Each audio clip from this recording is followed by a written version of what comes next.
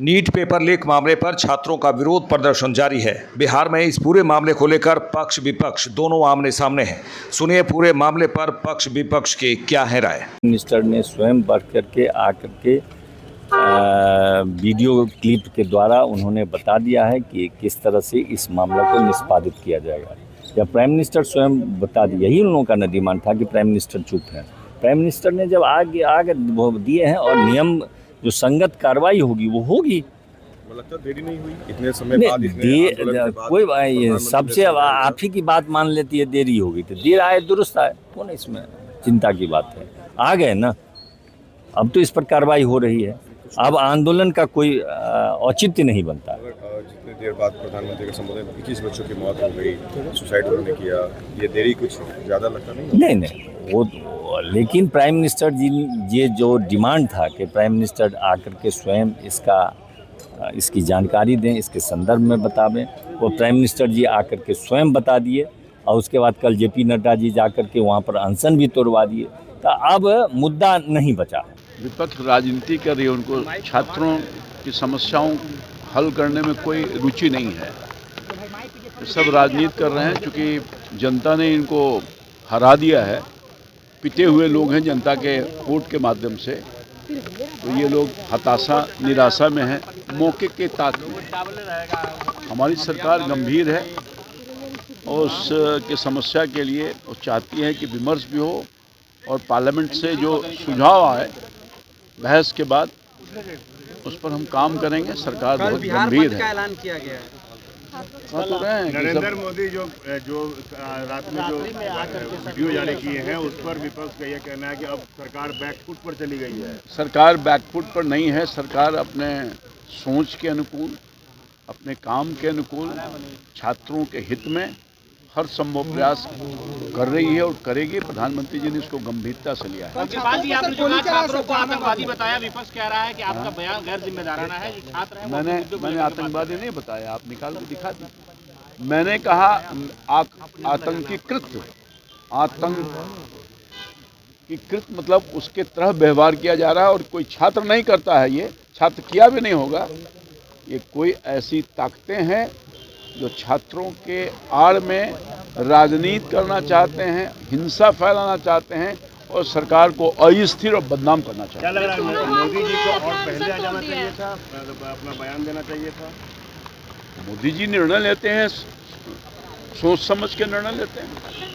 उन्होंने जो निर्णय लिया है वो उचित निर्णय लिया है। देश 27 दिन बाद अपना अनशन तोड़े हैं। अनशन तोड़ दिया, उनको धन्यवाद। शिक्षा विभाग के दोनों सचिव को बदल दिया गया। हायर एजुकेशन वो अपने स्तर से सरकार डिपार्टमेंट काम कर रही है और छात्रों के भावनाओं से हम सब लोग उनके साथ हैं, क्योंकि हम ये उनके इमोशन को समझ पा रहे हैं। छात्र अपने आवाज़ बिल्कुल उठा सकते हैं, लेकिन बुरा इस बात का लग रहा है कि छात्रों के आड़ में, क्योंकि छात्र जो अपनी समस्याओं को लेकर अपनी बातों को सरकार के समक्ष रखना चाह रहे हैं, आज उनके ही बातों को, आवाज़ों को दबाने की कोशिश चंद लोग कर रहे हैं और उनके ही भीड़ में कुछ लोग असामाजिक तत्व के लोग घुसकर और उसको वायलेंट रूप दे रहे हैं ताकि छात्रों की आवाज़ को दब जाए और उनका पॉलिटिकल जो उनका प्रोपेगेंडा है उस चीज़ को वो अपना उजागर करना, अपना बनाना चाहते हैं। प्रोटेस्ट जिन्होंने किया उस पे एफआईआर कम और जिन्होंने दंगा करने की कोशिश की उन पे एफआईआर ज़्यादा हुआ है ना। प्रोटेस्ट कोई भी होता है, उसका तरीका होता है। बहुत सारे हमारे कोलीग्स कहेंगे जो एमएलएज थे, उनके साथ बहुत अभद्र व्यवहार भी हुआ, पुलिस के ऊपर चाकू भी चला और ये सब शायद प्रोटेस्ट का हिस्सा नहीं हो सकता है। प्रोटेस्ट अगर कोई करता है उसका स्वागत है, लेकिन प्रोटेस्ट करने का तरीका होना चाहिए। लोकतंत्र में हर एक चीज़ का तरीका है। चाकू चलाना, किसी का गाड़ी तोड़ देना, किसी के साथ गुंडागर्दी करना, अगर कोई ऐसा करेगा और वो चिन्हित होगा तो उसके ऊपर एफआईआर होगा। गोलियां चली सर, कल छात्रों पर गोलियां चली। देखिए उसकी ऑफिशियल रिपोर्ट आ जाएगी तो हम उसके ऊपर कुछ बोलेंगे, है ना। अभी उसकी जानकारी हमें तो नहीं है। तेजस्वी यादव गायब हैं। जी वही तो हम कह रहे हैं। अभी कुछ लोगों ने मुझसे पहले भी पूछा था कि एक ऑपोजिशन का काम होता है कि क्या कहते हैं, ऑपोजिशन के लीडर का काम होता है कि जनता ने आपको जो रिस्पॉन्सिबिलिटी दिया है, क्योंकि एक कॉन्स्टिट्यूशनल पद होता है वो, तो उसमें अगर आप अपनी बातों को नहीं रखिएगा तो ये सदन जो है दोनों के बात से चलता है ना। मतलब जो पक्ष के लोग हैं वो अपनी बात रखते हैं, जो विपक्ष के लोग हैं अपनी बात रखते हैं, तब जाकर के एक अच्छे तरीके से सदन चल सकता है। पिछले सत्र में भी हम लोगों ने देखा कि उनकी वो गायब रहे, इस सत्र में भी हम लोग देख रहे हैं कि उनकी अनुपस्थिति है, तो ये तो उचित बात नहीं है। देखिए, माननीय प्रधानमंत्री के बारे में पहले ही मैंने कहा था कि बीजेपी का मतलब बड़का झूठा पार्टी होता है और हमेशा जनता से वादे करने के बाद वो मुकर जाते हैं। जनता कितना विश्वास करेगी? 10 सालों में 152 पेपर लीक हुआ है। विद्यार्थियों का, नौजवानों का, छात्रों का सब्र टूट गया और इसलिए वो रोड पर आए।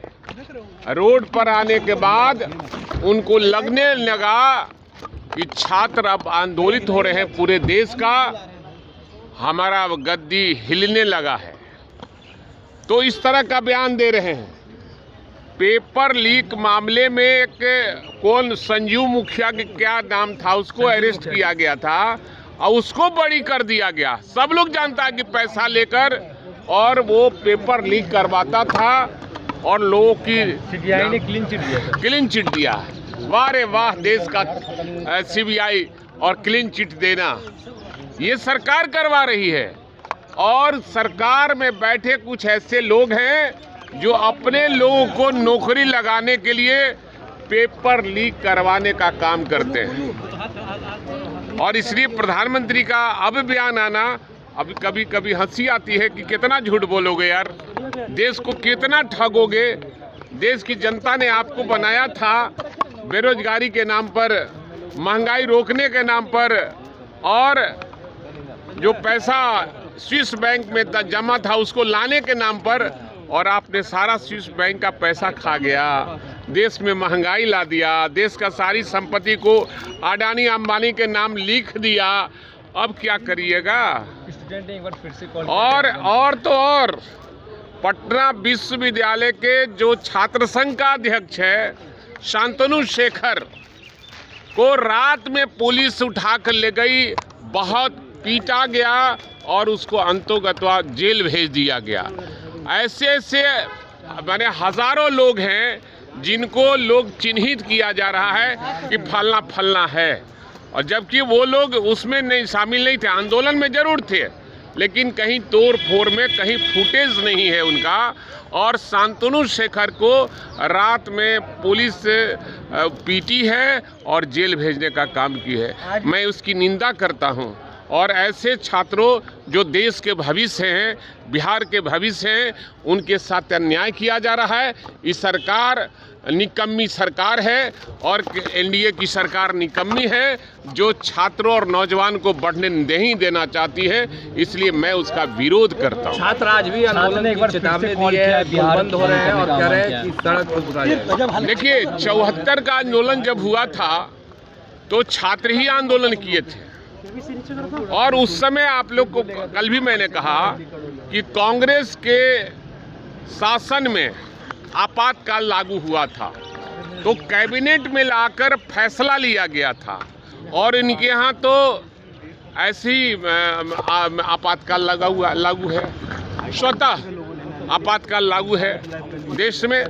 और कोई भी आदमी अगर उनके खिलाफ में, प्रधानमंत्री और गृह मंत्री के खिलाफ में बोलता है, उसको कहीं ना कहीं कर उसको जेल भिजवाने का काम करता है। यही तो हम लोगों का मांग है। जो हम लोगों का मांग है कि कड़ा कानून लाइए, देश के युवा, देश के छात्र का भविष्य सुरक्षित हो, उसके लिए एक कड़ा कानून, लोकसभा में ठोस कानून लाने की ज़रूरत है।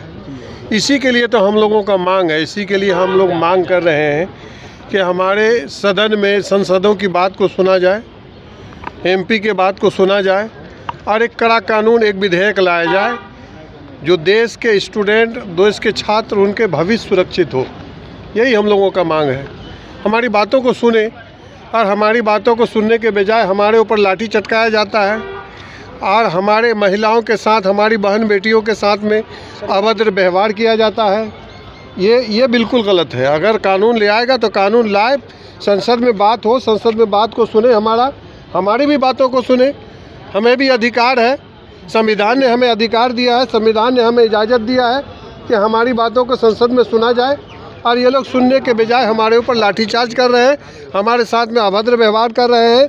और मेरा ये भी मांग है कि जो जंतर मंतर पर हमारे छात्रों ने, हमारे युवाओं ने जो प्रोटेस्ट किया था, उन पर जो FIR किया गया है, उन सारे FIRों को वापस ले, ये मेरा मांग है। आज पटना में भी प्रदर्शन निकाला जाएगा छात्रों के द्वारा। हाँ, छात्रों के द्वारा निकाला जाएगा, वही मांग होगा हम लोगों का। छात्रों के द्वारा मांग है कि जंतर मंतर पर या फिर पटना में अभी मालूम परसों दिन जो है, ये लोग जाकर के भारतीय जनता पार्टी के लोग, RSS के लोग, बजरंग दल के लोगों ने सदाकत आश्रम पटना हमारे ऑफिस में जाकर के हमला किए, हमारे लोगों को वहाँ पर नुकसान पहुँचाए, वहाँ पर जख्मी हुए।